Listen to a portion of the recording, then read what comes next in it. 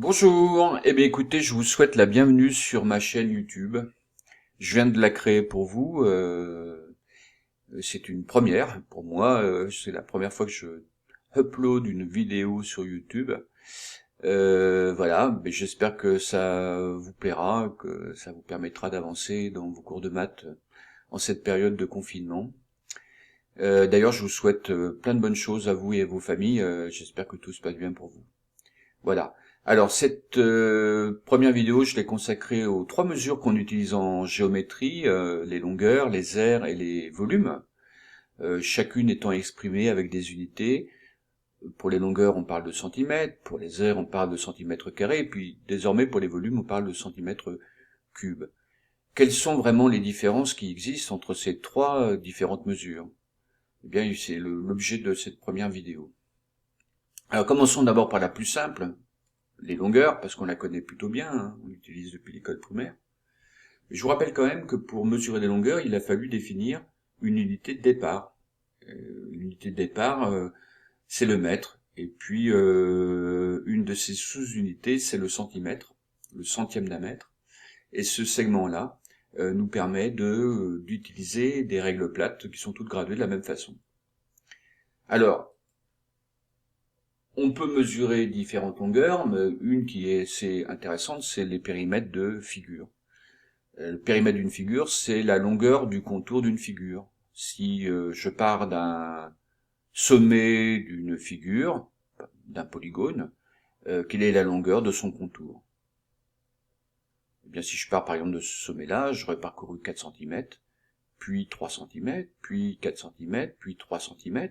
Au total, j'aurais parcouru 14 cm. Sur le rectangle ici, si je pars de ce sommet-là, je parcours 2 cm, puis 6 cm, puis 2 cm, puis encore 6 cm pour revenir à mon point de départ. J'aurais parcouru au total 2 plus 6, 8 cm, fois 2, 16 cm. Je peux très bien connaître le périmètre d'un triangle rectangle. Si je pars de ce sommet-là, je parcours 5, puis 4, puis 3 cm. Au total, j'aurais parcouru 12 cm. J'ai vu cette année avec vous un moyen de connaître la longueur d'un cercle. Pour ça, évidemment, c'est pas comme un polygone. Il faut se servir d'une formule. Et cette formule, on l'a établie. On a dit que c'était à peu près 3 fois la longueur de son diamètre. La longueur du cercle, c'est à peu près 3 fois le diamètre du cercle. 3 fois 4, ça fait 12 cm. La circonférence est proche de 12 cm. Alors on a vu qu'on pouvait être plus précis, que c'était pas tout à fait 3, que c'était 3,14, et puis que si on prenait la calculatrice, on avait encore une valeur plus précise, mais grosso modo, voilà le principe. On a consacré aussi du temps à parler d'aires cette année. Et les aires, on a parlé de centimètres carrés. Alors, avant de parler d'aires, il nous faut d'abord préciser ce que c'est que une aire. Une aire, c'est compter des carrés qui se trouvent à l'intérieur d'une figure. Pour ça, il nous faut un carré de départ. Le carré de départ, c'est un carré qu'on appelle unité, et on va le définir de la manière suivante. On va dire la petite quantité de papier qui se trouve à l'intérieur d'un carré dont le côté mesure 1 cm, cette petite surface de papier est 1 cm carré. Je reviens sur mes différents rectangles, hein, c'est exactement les figures que je vous ai montrées tout à l'heure.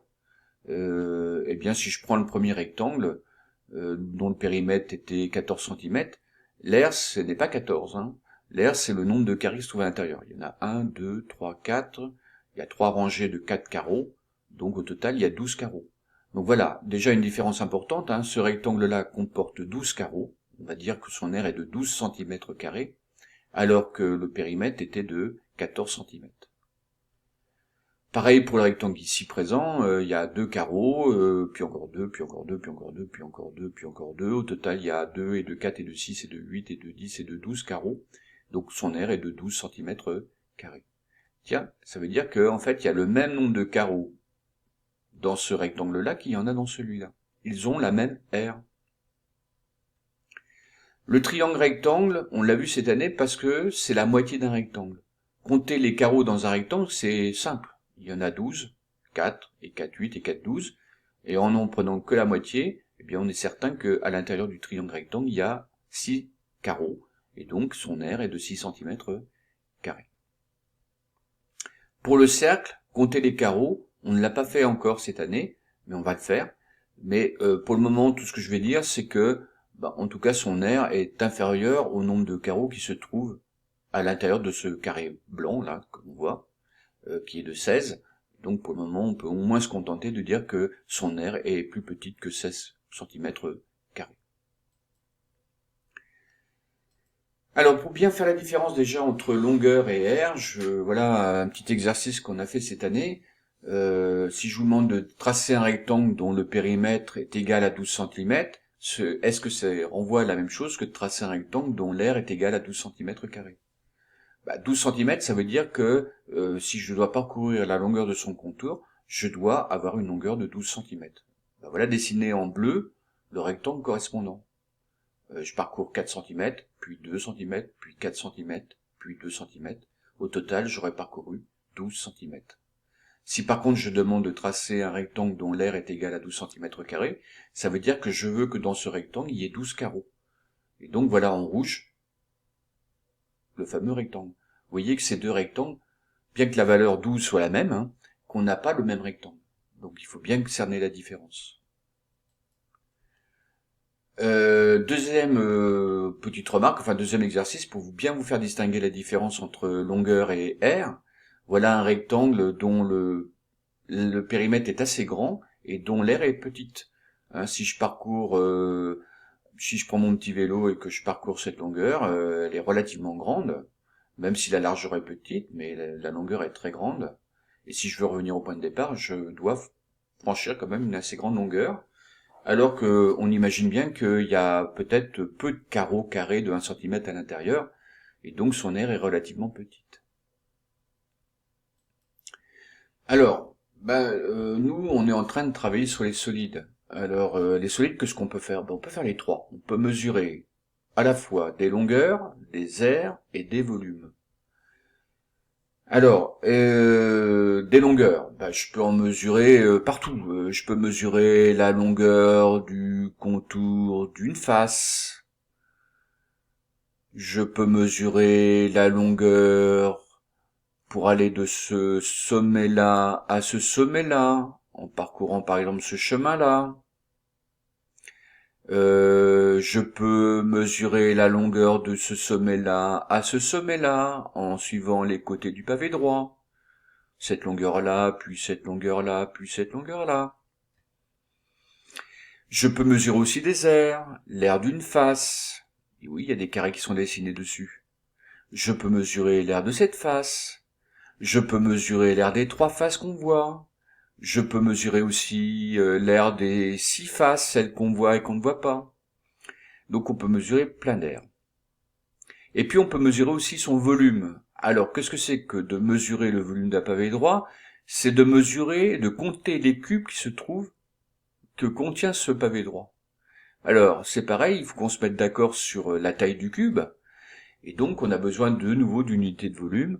Et ce unité de volume, c'est un cube dont le côté mesure 1 cm. Et on va dire que ce petit cube occupe dans l'espace un volume de 1 cm3, cube pour renvoyer l'idée qu'on compte des cubes. Donc je reviens sur ma diapo précédente. On peut les compter déjà dans une couche. Il y en a 10. Il y en a 6. 1, 2, 3, 4, 5, 6. Et cette petite barre que je répète 10 fois de suite, une première fois, une deuxième fois, une troisième fois ici, une quatrième fois là, etc. Vous les compterez, il y en a 10. Il y a donc 10 fois 6 cubes, 60 cubes dans une couche. Et cette couche-là, je la répète une fois, 2 fois, 3 fois, 4 fois, 5 fois, 6 fois, 7 fois, 8 fois, 9 fois, 10 fois. Donc j'ai 60 cubes dans la couche ici que je répète 10 fois, donc au total j'aurai 60 fois 10, 600 cubes représentés ici, qu'on les voit ou qu'on les voit pas. Et on va dire que son volume est 600 cm3. Voilà, on a fait à peu près le tour des choses. Et donc pour résumer, je vous montre un petit bilan. Si on veut mesurer des longueurs, il faut partir d'un segment unité. Si on veut mesurer des aires, il va falloir partir d'un carré unité, compter des carrés. Et si on veut mesurer des volumes, il va falloir compter des cubes. Alors faites bien attention aux mots, hein, carré et cube, ça renvoie pas la même chose. Un carré, c'est une figure plane, un cube, c'est un objet de l'espace. Sur un carré, sur un cube, pardon, il y a plusieurs carrés. Ici, j'en ai déjà 3 dessinés. Alors, je vais commencer par le cube, hein. Même ce petit cube-là, déjà, on peut parler, déjà on a dit que son volume était 1 cm cube, mais on peut déjà dire qu'on peut mesurer des aires différentes, on peut mesurer l'aire de cette face-là, comme c'est un carré de 1 cm, l'aire de cette face-là, c'est 1 cm carré. Si je veux mesurer l'aire des 3 faces visibles, il y en a 3, ça va faire 3 cm carrés. Je peux mesurer des longueurs, je l'ai fait tout à l'heure, mesurer la longueur, le contour de cette figure, le périmètre de la face qu'on voit là, qui fait 4 cm. Un carré unité, je peux donc, je sais que son aire est de 1 cm carré, je peux mesurer son périmètre. Il y a 4 fois 1 cm, donc 4 cm. Par contre, je peux pas parler de volume. Il n'y a pas de cube, ce carré ne contient pas de cube. Donc je vais dire que son volume est 0 cm cube. Le segment unité, par exemple, sa longueur est de 1 cm, mais son aire il n'y a pas de carré à l'intérieur de ce segment, donc son aire est de 0 cm carré, et son volume est de 0 cm cube. Voilà, écoutez, j'espère avoir à peu près tout dit, en espérant que ça vous a permis de bien cerner la différence qu'il y a entre ces 3 mesures, mesure de longueur, mesure d'aire et mesure de volume. Voilà, écoutez, j'attends vos réactions, en espérant qu'elles soient positives quand même, que ça m'encourage à en faire d'autres. Voilà, je vous souhaite une bonne journée, à bientôt, sur ma chaîne YouTube.